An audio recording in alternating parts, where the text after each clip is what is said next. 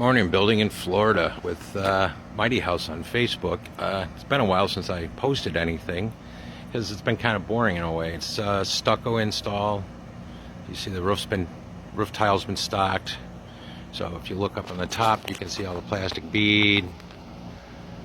On this wall, you can see the plastic bead on the block, and then on this side of the house, you start to see finished product, all stuccoed.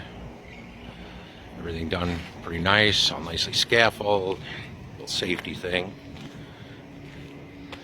It's got scratch coat on it right now. They'll be probably putting top on it today.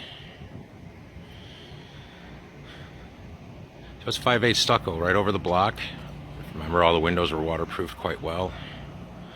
And you'll notice too a temporary air unit sitting outside, because we do not use the end user's AC equipment to cool or dehumidify the house.